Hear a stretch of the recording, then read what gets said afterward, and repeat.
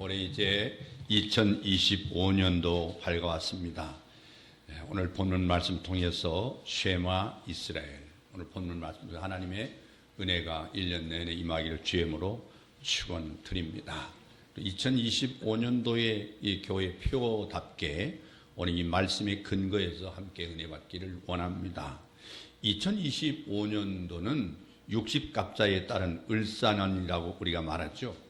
지금부터 120년 전, 여러분 기억하실지 모르겠지만 우리 한국 근대사에 120년 전, 그러니까 1905년이 을사년이었습니다. 그 해에 고종 황제가 퇴위됐습니다. 일제에 의해서 퇴위되고 박약한 순종이 즉위했지만은 당쟁으로 국론은 분열이 됐습니다. 나라가 혼란스러운 틈을 타서 일본의 강자의 을사늑약을 맺게 되어서 대한민국 자주권을 잃어버리고 이시조선이 멸망길에 들어서게 되어서 얼마나 나라가 어수선하고 민심이 흉흉하고 힘들었던지 그때를 기억하면서 을사년스럽다 이렇게 우리가 말하는데, 이 말이 을씨년스럽다로 바뀌어서 사용하고 있습니다. 을씨년스럽다. 여러분, 이 역사의 의미를 깊이 깨달아야 될 줄로 믿습니다. 이 유래를 보더라도 을사년은 2025년도 올해도 새해부터 이 을씨년스럽게 시작하고 있는 것을 보니까 나라를 위해서 어느 해보다도 기도를 많이 한다, 그런 생각이 들게 됩니다. 여러분, 제가 늘 강조하는 것처럼 기독교는 국경이 없지만 기독교인에게는 조국이 있습니다. 조국이 없이 우리 신앙의 자유를 가질 수가 없습니다. 우리 자유민주주의 대한민국이 바로 서지 못하면 우리 모두 다 죽을 수밖에 없는 것이고 신앙의 자유를 우리가 누릴 수가 없습니다. 역사의 변화에도 반드시 주기가 오게 되어 있습니다. 주기가 있어요. 정신 차리고 성찰과 성장, 전환의 시기로 삼아서 모두 도전의 지혜롭게 응전해서 개인이나 국가나 반전의 기회를 갖고 특별히 2025년도 축복의 기회가 되도록 우리는 기도해야 될 줄로 믿습니다. 환난 날에 나를 부르라. 내가 너를 건지리니 네가 나를 연옥게 하리라고 시편 50편 15절에 말씀하는 것처럼 어느 때보다 기도를 많이 해야 될 줄로 믿습니다. 여러분, 8년 전 기억할 것입니다. 박근혜 대통령 탄핵 때에도 뇌물죄 또 강요죄를 내세워서 탄핵 소추를 했습니다. 그랬다가 탄핵 심판이 계시 후에 탄핵 소추에서 뇌물죄하고 강요죄를 슬그머니 삭제해버렸습니다. 그 결과는 어떤 탄핵이었느냐? 바로 총알 탄핵, 사기 탄핵, 불법 탄핵이 이루어졌습니다. 애초에 계엄령 선포는 내란죄 사유가 안 됐습니다. 증거라고 하는 것은 조선일보, 중화일보, 동아일보 이 신문 기사뿐, 그러나 말도 안 되는 자극적 선동으로 내란죄를 앞세워서 민주당 비롯해서 야당들이 야합해서 탄핵하고 이 정작 탄핵 심판이 개시되니까 탄핵 사위에서 바로 이 기한이 오래 걸리니까 우리 헌법심판위원회하고 헌법기관하고 민주당이 야합을 해서 내란죄를 삭제하자. 내란죄를 삭제해버린다는 말, 여러분 어떻게 생각합니까? 여러분, 예를 들면 우리가 때렸다고 고소를 했습니다. 그런데 재판이 시작하니까 폭행죄는 삭제합니다. 그러면 말이 되겠어요? 여러분 어떻게 생각하세요? 여러분, 아인슈타인이 유명한 말을 했습니다. 무슨 말이냐면 불의가 법이 될 때 국민 저항은 의무가 되어야 된다. 유명한 말을 했습니다. 여러분, 전남대 커뮤니티에서는요, 대학생들이 듣고 보니까 처음에는 이상하다, 이런 계엄령, 내란죄, 많은 사람이 정보가 없으니까 모든 오해를 했습니다. 근데 지금 전남대학교 커뮤니티에서 대통령 지지율이 24.6%나 상승했습니다. 그전에는 4%에 불과했어요. 지금 대학생들이 일어나고 있어요. 지금 현재 이 전라남, 전라북도 전주하고 전남도 광주에서도 일어나고 있습니다. 이건 안 된다 하는 것입니다. 잡범 이재명을 우리가 바로 우리는 믿고 그 사람들에게 국정을 맡길 수가 없다는 거지요. 그래서 대학생들이 지금 일어나고 있습니다. 우리 사실을 정신을 바짝 차린다고 생각이 됩니다. 기독교인들이 더 정신을 차려야 됩니다. 여러분, 우리 하나님 나라를 위해서 이 특별히 이 상을 깊이 생각할 문제 뭐냐면, 이 나라가 공산주의가 되면 우리는 기독교 복음을 전할 수가 없습니다. 교회는 다 문을 닫고 철저하게 봉쇄될 것입니다. 여러분, 옛날에 제 자신이 생각해 볼 때, 자, 옛날 이승만 대통령 기억하십니까? 이승만 장로님이 이 나라의 초대 대통령이었죠. 이 당시에 우리나라의 독립투사가 중국에서 만주에서 활발히 많이 했는데요. 그 당시는 우리가 일본을 견제하기 때문에 일본 뒤에는 미국이 있다고 생각을 오해를 해서 결국에는 우리나라의 독립투사 4분의 3이 사회주의자였습니다. 사회주의자였어요. 그러니까 미국 놈 그러면 콧방도 않겠습니다. 믿어주려고 하지 않았습니다. 그 당시 이승만 대통령은 미국에서 유학에서 박사를 받고 조국 대한민국의 애국운동으로 자기 자신을 바치면서도 얼마나 외롭게 투쟁했는지 모릅니다. 결론적으로는 이승만 장로님의 예언이 다 맞아갔다는 사실입니다. 여러분, 의로운 투쟁을 했습니다. 저는 윤 대통령은 바로 난세에 하나님이 영웅을 준비한 이 시대의 영웅이라고 저는 분명히 그렇게 믿어집니다. 선거 부정 카르텔 노예는요, 오래전부터 계속되어 왔습니다. 황교안 전 총리, 이분도 전도사님이죠. 이분이 부정선거를 뿌리 뽑기 위해서 인생을 걸고 있습니다. 윤석열 대통령 담화를 듣고 모든 국민들이 긍정하고 있어요. 이 부정선거는 민주주의 근간을 뿌리 뽑는 것입니다. 선거가 공정해야 자유민주주의를 지킬 수 있습니다. 열린 시장, 자본주의, 복지, 인권, 법치를 지킬 수가 있습니다. 희생이 된다 할지라도 바로 잡아야 한다고 생각한 윤 대통령은 그래서 저는 위대하다고 생각합니다. 늘 그래왔지만 이번 무안국제공항 항공기 폭발 사건은 부정선거의 민낯이 만천에 드러나게 생겼으니까 국민의 시선과 관심을 다른 곳으로 이끌기 위한 조작된 사건이 아닌가, 개인적으로 그런 의심이 갈 정도입니다. 무안공항의 사건은 많은 의문점이 있어요. 갯바람이 부는 겨울에 어떻게 알고 비행기가 이거 사고 날 줄 알고 비행기 착륙 시점에 폭파까지 영상 촬영을 할 수 있는지 의문스러워요. 처음에는 MBC 기자가 촬영했다고 MBC 뉴스에 특보로 방송했다. 그러면 안 되겠다고 생각했는지 촬영한 사람이 바뀌어졌습니다. MBC 기자였다가 갑자기 바로 무안에 있는 한 사람, 그 사람이 촬영했다고 이름이 바꿔졌어요. 그러나 이 사실 조작이라고 생각합니다.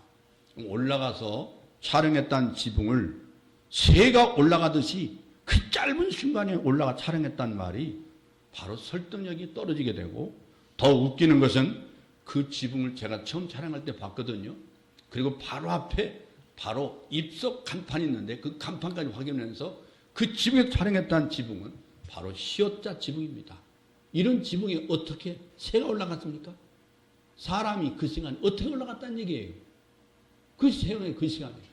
그리고 바로 올라간 사닥다리도 보이지 않았습니다. 여러분, 대한민국 교회 목사님들은 정신 차려야 됩니다.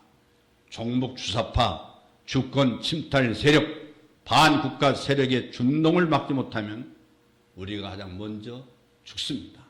기독교 복음을 전하는 사명을 우리는 감당할 수 없습니다. 2025년도 새해가 열렸습니다. 자유 대한민국의 헌법 가치와 법치가 회복되고 이사야서 50장 4절에서 말씀하신 귀가 열리고 혀가 열려서 분별력을 갖고 주사파의 사악한 미혹에 현혹되지 않고 모두가 공정과 상식이 통하는 새해가 되기를 축원합니다. 윤석열 대통령의 탄핵도 사실상 말이 안 되는 얘기입니다. 대통령으로서 계엄령은요, 통치행위입니다. 누가 더 헌법을 보장하는 겁니다. 그리고 바로 공부할 때 같이 고시 공부하면서 형님 했던 사람이, 그 사람이 대통령이 된 바로 체포 영장을 발부한 사람이니 이 나라가 어떤 나라예요? 사실상 이렇게 배신하는 이런 일이죠. 참으로 올 때 참으로 마음이 아프지 않을 수 없고요. 이 사람은 누가 임명했습니까? 윤석열 대통령이 임명한 사람이 자기 바로 선배에게 칼을 드러내고 있는 것입니다.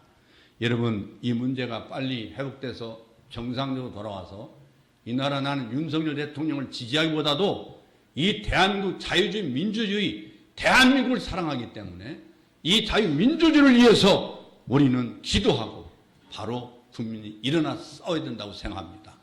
행동하지 않는 양심은 죽은 것입니다. 그 양심이라 볼 수가 없는 거예요. 오늘 본문 말씀 저는 2025년도로 제 목회가 끝나기 때문에 제가 말씀을 드리는 것입니다. 오늘 신명 6장 4절 5절 말씀은 제가 유언적인 말씀이라고 볼 수 있습니다. 이 말씀이 여러분 마음속에 하나님의 놀라신 음성 듣고 축복 있기를 주의 이름으로 축원합니다. 오늘 본문 말씀 보니까 이스라엘 들으라. 오늘 히브리어로 써 있지만 히브리어는 오른쪽에서 왼쪽으로 읽게 되어 있어요. 들으라 이스라엘. 바로 이스라엘 들으라. 우리 하나님 여호와는 오직 하나님 여호와이시니 너는 마음을 다하고 성품을 다하고 힘을 다하여 내 하나님 여호와를 사랑하라. 오늘 우리 대한민국뿐 아니라 우리 큰나무교회 온 성도들이 여호와를 사랑하는 축복이 있기를 바랍니다. 쉐마 이스라엘, 쉐마 이스라엘. 바로 이스라엘로 말하면 쉐마 이스라엘. 이스라엘아 들으라. 셔마 또는 쉐마, 쉐마 이렇게 줄여서 말씀을 하고 있는 것은 신명 6장 말씀뿐 아니라 11장 13절이나 민수기 15장 30절 이하에도 똑같은 말씀이 나오는데 이 말씀은 유대인들이 매일 아침에 일어나서 그리고 저녁에 잠자기 전에 예배 때 반드시 읊는 기도가 바로 이 말씀입니다. 이스라엘 들으라 우리 하나님 여호와는 오직 유일한 여호와이시니. 이스라엘의 신앙교육은 쉐마 교육이 대표입니다. 그렇다면 쉐마 교육이란 어떤 것이냐? 쉐마란 말은 듣는다는 말이 듣는다 그런 뜻이에요. 히브리어 동사에 보면은 샤마 이 말은 명령형으로 되어 있습니다. 우리 말로는 들어라 이렇게 번역했지만은 그런 쉐마는 이스라엘 들으라. 히브리어로 말하면 쉐마 이스라엘 들으라 이스라엘. 그게 6장 4절로 9절 말씀의 문절 제목인데 유대인들은 문절 혹은 책의 제목을 정할 때 첫 단어를 그대로 사용하는 관습이 있어요. 예를 들면 구약성경 창세기 히브리 제목이 뭐죠? 히브리 제목이 베레시트. 근데 이건 창세기 1장 1절의 첫 단어가 뭐냐면 태초에. 창세기는 원래 태초에. 그게 창세기가 태초에입니다. 태초에. 바로 베레시트. 그렇기 때문에 이 쉐마는 신명 6장 4절 9절을 지칭하는데 그 내용은 뭐냐면 가정에서 자녀들을 신앙적으로 어떻게 교육할 것인가 구체적으로 설명하는 말씀이에요. 유대인들의 전통에 하면 하루에 2번씩 암송하도록 되어 있는 쉐마는 이스라엘의 그 의식구조 삶에 가장 큰 영향을 미친 신앙 고백문입니다. 쉐마를 정기적으로 암송하는 관습이 구약시대부터 정착되어 왔어요. 내가 네게 명하는 이 말씀을 너는 마음에 새기고 내 자녀에게 부지런히 가르치며 이 말씀을 강론하라. 6절 7절에서 말씀하고 있죠. 이 본문 낭독의 명령용어로 되어 있는데 이 신명 6장 7절에서 언급되어 있는 누워있을 때든지 일어날 때든지 문자적으로 받으려서 아침과 저녁에 한 차례씩 쉐마를 암송하는 제도로 삼았어요. 이 바벨론 탈무드에 의하면요, 유대인 남자아이가 태어나 말을 시작할 때 부모들은 가장 먼저 쉐마의 첫 절인 신명기 6장 4절을 가르치도록 규정했습니다. 또한 역사적으로 주 2세기의 납비였던 아키바가 로마군에 의해서 처형당하기 직전에 마지막으로 한 게 뭐냐면 쉐마를 암송하고 처형당했습니다. 근데 전례에 따라서 다른 순교자들도 죽음을 앞둔 마지막 순간에는 반드시 쉐마를 암송했어요. 쉐마. 그리고 그것은 죽음 직전에 모든 유대인들이 자신의 마지막 신앙 고백으로 쉐마를 암송하는 관습으로 자리를 잡았습니다. 결국에는요, 이 쉐마는 유대인들은 태어나서 제일 먼저 배우는 신앙 고백이 신명기 6장 4절 5절 말씀이에요. 9절까지.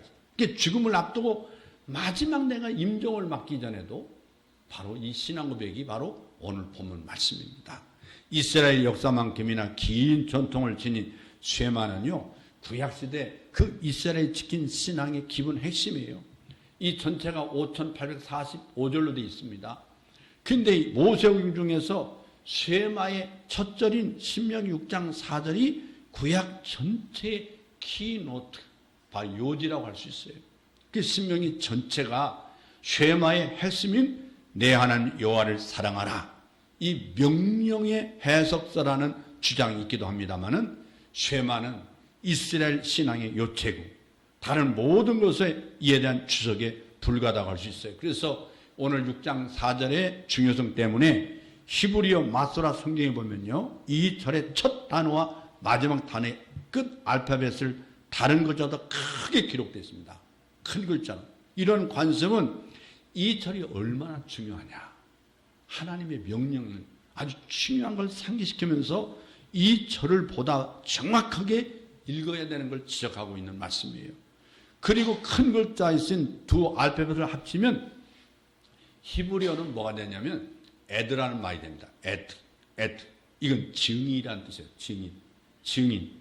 그러니까 쉐마를 암송함으로 하나님의 유일성을 다른 사람들에게 반드시 증거해야 한다. 이게 바로 축복의 근원인 거예요. 바로 하나님 말씀. 예수님께서 모든 계명 중에 어느 계명이 가장 중요한 것인가 묻는 서기관들에게 뭐라고 했어요?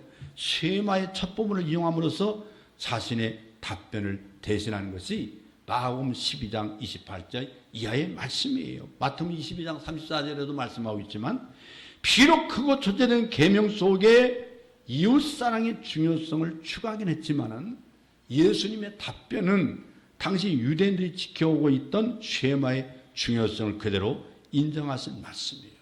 오늘의 묵상은 쉐마 이스라엘 들으라, 이렇게 시작하는 성경에서 가장 유명한 구절입니다. 수도 없이 읽었던 말씀이지만 항상 마음을 다하고 성품을 다하고 정성을 다하고 힘을 다해서 이런 내용이 정말 뭘 의미하는지 궁금했었는데 표면적으로 해석하기에는 그냥 인간적인 노력, 그냥 최선을 다하는 그런 모습이면 되겠지, 뭔가 뚜렷하게 내 속에 각인되지 않았던 게 아마 분명할 겁니다. 오늘 말씀을 읽는 중에요, 바로 CJB라는 게 있어요. 이 CJ는 이 Complete Jewish Bible, 유대인 성경을 보면요, 유대인 성경에 보면은 기존에 알고 있던 것과는 좀 다른 내용이 보입니다. 기존에 우리말로 번역한 마음과 정성과 힘을 다하여 이렇게 되어 있는데 그 유대인 성경인 CJV라는 성경을 보니까 바로 heart, being, 그 다음에 resource, 그러니까 이 히브리어 원문을 충실하게 번역했다는 그 영문 버전임을 생각하면 지금까지 내가 모호하게 여겼던 부분이 히브리어 원의를 찾아보니까 분명해질지 모른다는 기대가 생겨서 제가 이 말씀을 간단하게 하고 오늘 말씀을 증거하려고 그러는데요. 마음을 다하여 온 정신을 다하여 하나님을 사랑하라. 바로 이 말씀 보면요, 오늘 우리에게 마음이라고 하면요, 감정이나 느낌을 말하는 것으로 이렇게 이해할 수 있거든요. 근데 고대 히브리어 사람들은 뭐냐면 마음, 그럼 뭘로 생각하냐면 심장을 말해요. 심장은 뭐냐면 그 아이디어를 말해요. 아이디어. 그리고 감정이 담는 것이 어디냐? 심장이라고 생각했어요. 심장. 그래서 그들에게 마음이 어디냐? 생각하는 것이 마음이에요. 생각하는 것. 히브리어 성경에서 마음을 다하여 하나님을 사랑하라. 그런 것은 온 정신을 다해서 생각과 마음을 다해서 하나님을 사랑하라는 의미로 해석할 수 있어요. 그 다음에 성경에서 심장은요, 인간 존재 모든 부분의 중심이 어디예요? 심장이에요. 그래서 잠언서에 보니까 마음을 지키라고 말씀하셨어요. 뭐라고 하면 무릇 지킬 만한 것보다 더욱 내 마음을 지키라. 생명의 근원이 이에서 남이라고 잠언서 4장 23절에서 말씀했는데, 마음의 변화, 에레미야 선지자는 인간의 마음이 근본적으로 망가졌다고 믿었어요. 인간의 마음은 무엇보다 기만적이고 돌이킬 수 없을 정도로 병들어 있고 누가 그것을 이해할 수 있느냐고 말했습니다. 에레미야 17장 9절 말씀이에요. 그래서 히브리 선지자들이 이 상상한 인류의 유일한 희망은 인간의 마음이 새로워져 있는 거예요. 새로워지는 거. 모세는 이스라엘이 하나님을 사랑하려면 그들이 마음이 할례를 받아야 한다고 예언했어요. 신명기 30장 6절을 보니까. 그게 인간의 마음에서 악과 고집을 제거하는 것에 대한 매우 생생하고 놀라운 비유입니다. 다윗은요, 살인과 간음을 저지른 후에 하나님께 내 안에 순결한 마음을 만들어달라고 간절히 간청합니다. 이 선지자 에스겔은요, 하나님께서 돌로 된 마음을 제하여 자기 마음이 돌같이 되고 이스라엘 백성의 마음이 돌같이 굳어졌다는 거예요. 그래서 바로 자기 백성에게 부드러운 살로 된 새 마음을 주시라고 소망했어요. 새 마음을 주세요. 하나님께서 자기 백성들의 마음에 토라의 계명을 기록해 주시기를 바랬던 에레미야의 희망과 아주 매우 흡사한 겁니다. 다시 말하면 쉐마로 돌아보겠다. 오늘 대한민국 기독교인뿐 아니라 기독교인들이 바르게 그 예배나들이 기도하고 그냥 하나님이 알아서 하겠지, 나라 살림이야 우리는 알 거 몰라, 이런 잘못된 국가가 아니라 정교 분리라는 걸 잘못 저도 배웠고 나중에 공부해 보니까 그게 아닌 교수들이 잘못 가르쳐 준 거예요. 그걸 배운 대로 목사님들이 강단에서 외쳤던 거예요. 그렇기 때문에 모든 학생들이 학교 가면은 전교조의 선생님 밑에서 바로 이상을 가르치면서 완전히 세뇌돼 가지고 점점점 아이들이 초등학교에서 중학교, 대학 가면 갈수록 교회를 떠나게 돼 있습니다. 예수를 떠나게 돼 있어요. 이 책임이 목사님들이 있는 거예요. 잘못 가르친 거예요. 예수 믿고 천당 가라는 것만 외쳐야지 바로 정치 얘기만 안 된다. 얼마나 잘못된 거예요. 정치는요, 우리가 먹고 사는 우리의 생명과 직결된 문제예요. 근데 우리는 그걸 목사님들이 금기시했다는 자체가 얼마나 기독교 신앙을, 성경을 오해하고 있었더냐 하는 걸 생각할 때 재산이 분통이 터져요. 그걸 가르치는 교수님이 미워져요. 제대로 알고 가르쳐 달라는 얘기죠. 하나님의 백성을 매일 자신의 몸과 마음과 감정과 욕망, 미래와 실패를 온전히 하나님께 바치도록 부름받습니다. 이것이 바로 마음을 다해서 주 하나님을 사랑하라. 근데 성품을 다하여 바로 온몸을 다해 하나님을 사랑하라. 세마의 구절에서 성품으로 번역된 이 단어는요, 이 영어로는 soul이에요. soul. 근데 히브리는 네페시요. 네페시로 되어 있어요. 히브리 성경에 보면 이는 사람의 생명력을 말해요. 네페시. 여러분 호흡이라는 말 들어보셨죠? 호흡이 끊기면 죽잖아요. 네페시는 숨 쉰다는 얘기예요. 숨을 말해요. 숨. 그것이 없으면 더 이상 살아있지 않은 것을 우리는 말하고 있잖아요. 죽었다. 숨이 끊어졌다는 얘기 아니에요? 바로 확실히 영혼과 비슷하게 들리는 거예요. 하지만 네페시는요, 더 기본적인 의미의 확정된 개념을 이해해야 됩니다. 이 히브리어 성경의 네페시는요, 신체 일부예요. 바로 목구멍을 말합니다. 네페시는. 목구멍 말해요. 목구멍. 그러니까 네페시가 없으면 더 이상 숨을 쉬지 않고 더 이상 살아있지 않는 거예요. 일반적으로 히브리어 성경에서 네페시라는 단어를 사용할 때 적어도 우리가 영혼에 대해서 이야기할 때 의미하는 의미에서 영적인 본질을 말하는 것이 아니고 네페시는 육체적 삶에 대한 이야기를 하고 있는 거예요. 그건 뭐냐면 우리 몸에 대해서 말하는 것입니다. 우리는 쉐마에서 이 말씀을 들고 기도할 때 우리가 의미한 바를 다시 살펴볼 말씀은 마음을 다하고 몸을 다하고 힘을 다하여 너희 하나님 여호와를 사랑하라. 심장을 중요하게 여기듯이 네 목구멍에 숨을 중요하듯이 하나님을 사랑하라 이 말입니다. 그만큼 내 심장이 뛰지 않으면 죽는 거고 네가 숨을 쉬지 않으면 이 목구멍이 막히면 죽는 것 같이 하나님을 사랑해라 이 말이에요. 이 말씀을 얼마만큼 히브리어로 봐야 된다 그러니까요. 그래 다시 쉐마로 돌아보면요, 네페시를 다해 하나님을 사랑한다는 것은 애초에 우리가 놀란 몸을 허락하신 창조 하나님께 우리의 육체적인 존재 전체를 바치는 걸 의미합니다.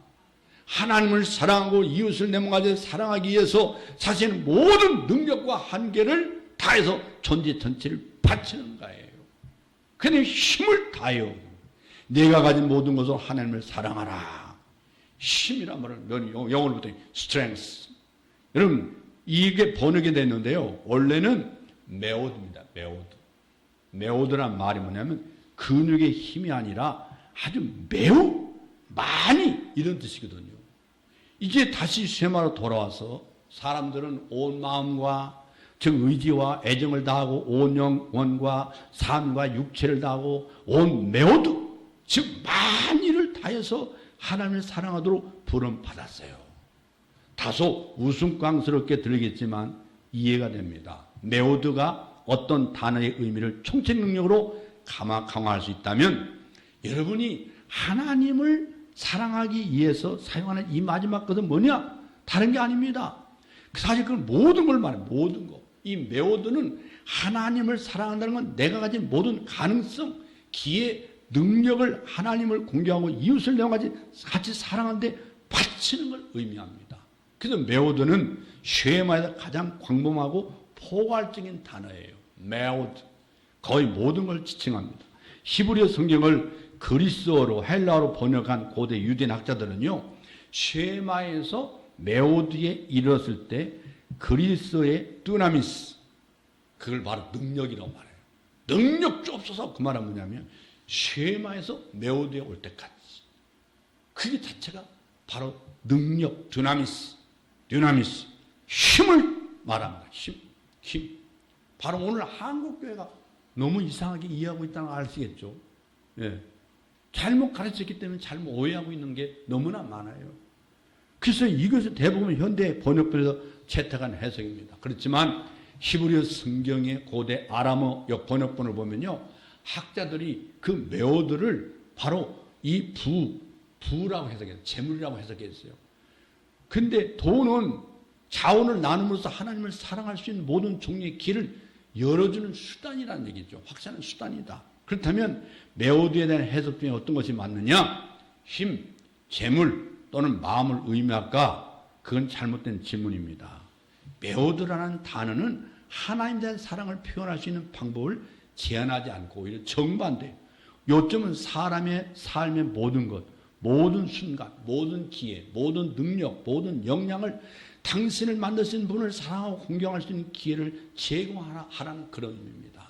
얼마나 이 성경이 얼마나 히브리어 헬라어로 보니까는 엄청난 깊이가 있는데 우리 영어 성경을 번역하다 보니까 이렇게 그냥 무슨 의미가 제대로 있는지 잘 모를 정도로 해석해놔 버렸어요. 그러니까 모든 성도들이 성경을 잘 못하려고 알고 있는 거예요. 목사님들도 영어 성경도 보지도 않죠. 뭐 한국 번역 성경만 보고 앉죠. 히브리어 성경, 헬라 성경을 보면 이렇게 성경이 너무 비스무리하게 영어 성경을 번역하기 때문에 잘 이해 못하게 번역하고 그대로 설교하는 거예요. 근데 그걸 믿고 믿음이 생긴다는 게 기적이죠, 사실은. 당신의 모든 걸 다해 하나님을 사랑하라. 이게 하나님의 부르심이요. 바로 쉐마에서 말하는 이 힘을 말합니다. 이제 이 말씀이 분명히 정리되는 것은요. 마음을 다해서 하나님을 사랑하는 것은 내 모든 생각과 감정과 느낌, 내 속의 모든 것으로 하나님을 사랑하고 그분을 바라고 그분의 뜻에 순종하는 의지를 드리는 걸 말하고 그 다음에 성품, 영어는 soul, being이라고도 하지만요. 하나님을 사랑하는 것은 내 몸과 육체적 존재 현재를 드리는 내 목구멍이 바로 끊어지면 죽지 않습니까? 이 목구멍을 닫았어. 이 목구멍, 숨이 끊어지는 그런 마음으로 하나님을 사랑하는데 그게 바로 힘, 바로 resource, 아니면 바로 뭐냐면 strength. 하나님을 사랑하라. 내 모든 힘과 능력을 모든 걸 다 해서 하나님을 사랑하라. 여러분, 이 얼마나 귀한 말씀입니까?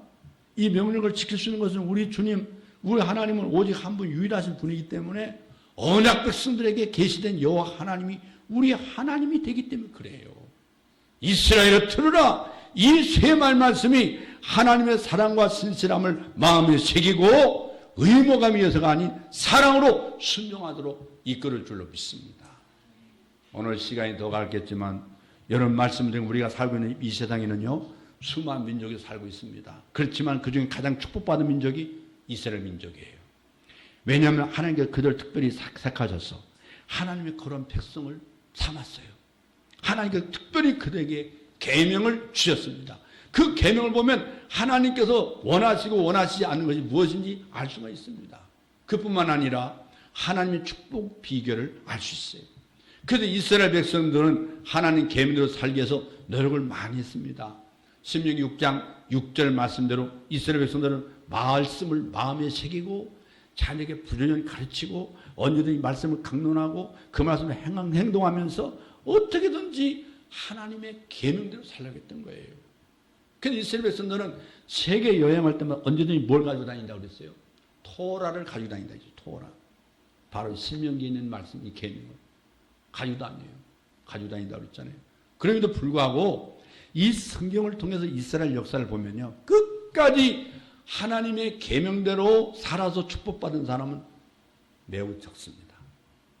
대부분의 사람들은 하나님을 버리고 우상을 섬기다가 매를 맞고 고난당하다가 망한 걸 볼 수 있어요. 왜 이렇게 되느냐?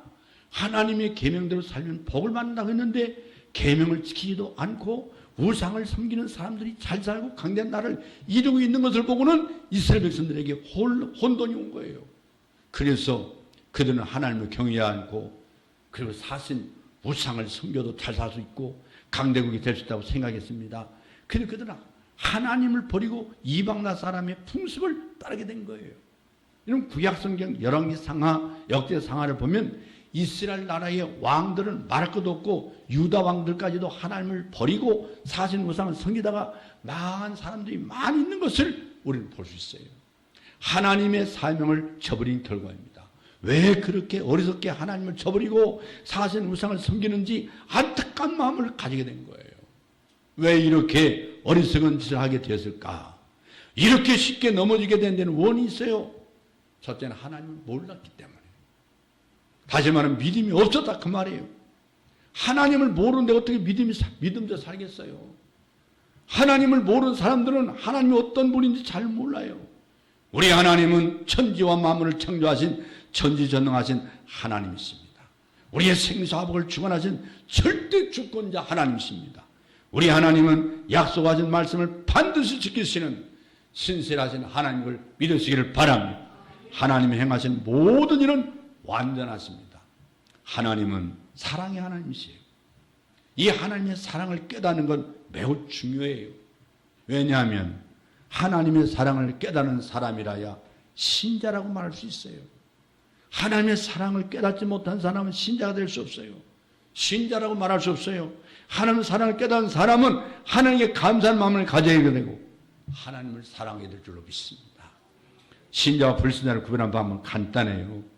하나님의 사랑을 깨닫는 사람이냐? 하나님께 감사하는 마음이 있느냐? 하나님께 사랑하는 사람이 있는가를 보면 알 수 있어요. 근데 그들이 아예 하나님을 몰랐던 거예요. 둘째는 그들이 축복에만 관심을 가졌기 때문에 그래요. 그들은 계명을 지키면 복 받는 거라고 생각하고 복을 받기 위해서 계명을 지켰습니다. 하나님을 사랑하는 마음은 없고 오직 축복에만 관심 있는 거예요.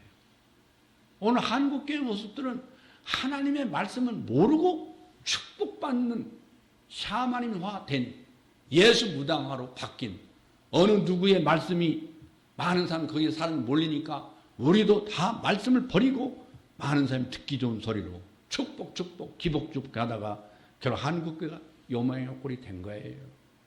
여러분 계명을 지키는 목적은 축복받기 위해서 계명을 지켰던 게 바로 이스라엘 백성들이에요. 안식일을 지키는 목적도 축복받기 위해서 11조 드리는 것도 축복받기 위해서 하나님이 가장 중요하게 보는 것은 하나님을 사랑하는 마음인데 그런 축복받기는 복채로 하나님 앞에 예물을 드리기 시작한 거예요. 그렇기 때문에 그들의 신앙 상태는 껍데기만 있고 속이 텅 비어 있었습니다. 하나님은 외모를 보시지 않고 중심을 보신다고 말씀했어요. 하나님은 우리 중심에 하나님을 사랑하는 마음이 있는가를 보신단 말이에요. 그런데 그들에게는 하나님을 사랑하는 마음이 없고 오직 축복에만 관심 있는 거예요. 신앙의 핵심은 하나님을 사랑하는 마음을 가지고 하나님을 섬기는 데 있는 거예요. 하나님 계명을 지키는 것도 하나님을 사랑하는 마음으로 지켜야 되는 거예요. 신명기 5장 10절에 보니까 나를 사랑하고 내 계명을 지킨 자에게는 천대까지 은혜를 베푸느니라. 여기에서 나를 사랑하고 이걸 놓치면 안 돼요. 나를 사랑하고. 그게 신명기 6장 5절에 보면 너는 마음을 다하고 뜻을 다하고 힘을 다하여 내 하나님 여호와를 사랑하라. 신명기 7장 9절에 보면 그런즉 너는 알라 오직 내 하나님 여호와는 하나님이시요 신실하신 하나님이시라. 그를 사랑하고 그의 계명을 지킨 자에게는 천대까지 그의 언약을 이행하시며 인애를 베푸시되. 그를 사랑하고 계속 이 말씀 상용하니 그를 사랑하라. 신명기 30장 15절 보면 보라 내가 오늘 생명과 복과 사망과 화를 내 앞에 두어나니 곧 내가 오늘 내게 명령하여 내 하나님 여호와를 사랑하고 그 모든 길로 행하여 그의 명령과 규례와 법도를 지키라는 것이라. 그러면 내가 생존하며 번성할 것이요 또 내 하나님 여호와께서 내가 가서 차지할 땅에서 내게 복을 주실 것입니다. 여기에 놓쳐서는 안 되는 것이 내 하나님 여호와를 사랑하라. 하나님이 가장 중요하게 생각하는 것이 하나님 사랑이에요. 사랑. 하나님 사랑. 그러니까 하나님을 사랑하는 마음이 없었던 거예요. 그것이 우리가 하나님을 사랑하는 마음만 가지고 있으면 계명은 저절로 지켜지게 되는 거 아니에요. 하나님 사랑합니다. 사랑하면 저절로 행동이 따르지 않습니까? 예수님 누가복음 11장 42절에 화 있어진저 너희 바리새인들이여 너희가 박하와 운양과 모든 채소의 11조는 들이되 공의와 하나님께 대한 사랑은 버리는도다. 그러나 이것도 행하고 저것도 버리지 말아야 할지니라. 가장 중요한 건 하나님을 사랑하는 마음인데 그걸 버렸다 그 말이에요. 요한복음 5장 42절에도 다만 하나님을 사랑하는 것이 너희 속에 없음을 알았노라. 예수님 말씀이잖아요. 너희 속에 하나님 사랑이 없어. 여러분 이게 뭐라고 말했어요? 회칠한 무덤이라고 그랬어요. 회칠한 무덤과 같다. 하나님은 우리에게 요구하신 것은 사랑입니다. 이 사랑은 율법의 완성이라고 말했어요. 사랑하면 율법을 지키는 거죠. 하나님 사랑을 받는 율법을 행하는 것이죠. 하나님은 우리가 마음을 다하고 목숨을 다하고 뜻을 다하여 하나님의 사랑으로 말씀하고 있어요. 바로 하나님은 사랑을 가지고 믿음을 가진 사람을 기뻐하십니다. 이런 믿음이 없으면 하나님 기쁘시게 못한다고 했죠. 여러분 믿음의 사람이나 하나님 사랑하는 마음이 있기 때문에 그래요. 로마서 14장 23절에 믿음을 따라하지 아니하는 것은 다 죄니라. 믿음을 따라하지 않는 게 행하지 않는 사람은 하나님을 사랑하는 마음이 없이 행하는 사람이에요. 그렇기 때문에 무엇을 하든지 하나님을 사랑하는 마음이 없이 하는 건 다 헛수고가 된다 그 말이에요.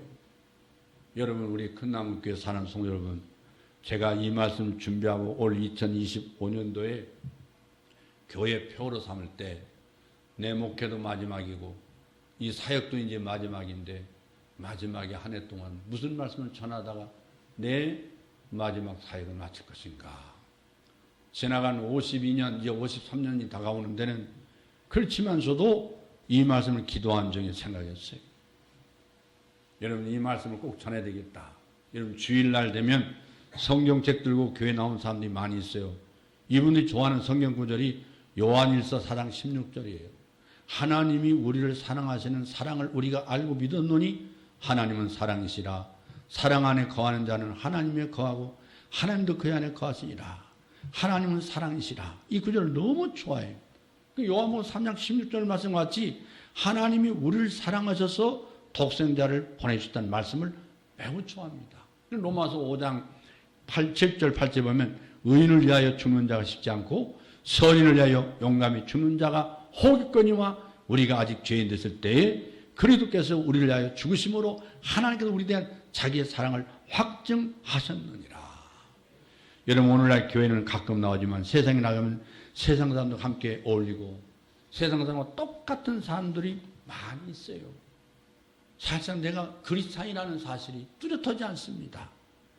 여러분 중국의 어느 선교사님은요 우리나라 최고의 의과대학을 졸업하고 큰 병원에 원장님으로 일했는데 명예와 부를 가지고 있던 이분이 예수님을 알게 됐습니다. 예수님을 만났어요. 예수님을 알고 나니까 예수님 사랑하는 마음이 불같이 생기는 거예요. 주님을 위해서 살겠다는 마음이 불타오르는 거예요. 그래서 병원장을 그만두고 자신의 달란트로 하나님께 영광을 돌리기 위해서 그는 중국의 의료 선교사로 갔습니다. 중국의 한센병 환자를 위해서 병원을 세우는 등 열심히 의료 선교를 해요. 어떤 분이 선교사님에게 선교사님, 한국에서 안정된 직업과 명예를 포기하고 중국의 선교사로 오셨는데 힘들지 않습니까? 그렇게 물으니까 그 선교사님이 이렇게 대답했어요. 저는 예수님을 알고 난 뒤에 그분을 진심으로 사랑해서 제가 선교사의 사명을 감당하고 있기 때문에 저는 전혀 힘들지 않습니다. 오히려 한국에서 편안하게 원장이 있을 때보다 저는 훨씬 더 행복합니다. 우리가 교회가 부흥하려면 믿음의 사람이 많아야 교회가 부흥되는 거죠. 믿음의 사람은 어떤 사람이에요? 하나님을 사랑하는 사람이죠. 하나님을 사랑하는 사람이 많으면 교회가 부흥되게 돼 있어요. 그래서 다른 교회에서 볼 수 없는 현상이 일어나려면 하나님을 사랑하는 사람이 많아져야 되는 거예요. 마음을 다하고 뜻을 다하고 힘을 다하여 하나님을 사랑하는 우리 2025년 되기를 주의 이름으로 축원합니다. 축원합니다. 유리 방황하지 않고 하나님 말씀에 굳게 서세요. 하나님의 능력으로 다윗을 사용하신 것 같이 나를 사용하라고 무조건을 보시지 않고 무조건 사랑으로 사명을 맡겼지 않습니까? 자기 자리는 하나님 명하신 자리임을 명심하기 바랍니다. 나에게 주어진 자리. 하나님을 사랑하는 자 곧 끝대로 그 뜻대로 부르심을 받은 입을 모든 자에게는 모든 것이 합력하여 선을 이루는 축복이 있다고 성경은 말씀했어요. 하나님을 사랑하는 사람은 하나님이 책임져 주십니다. 하나님 책임져 줄 믿습니다. 하나님을 사랑하고 살아가는 새해 2025년 되기를 주의 이름으로 축원합니다. 축원합니다. 기도하겠습니다.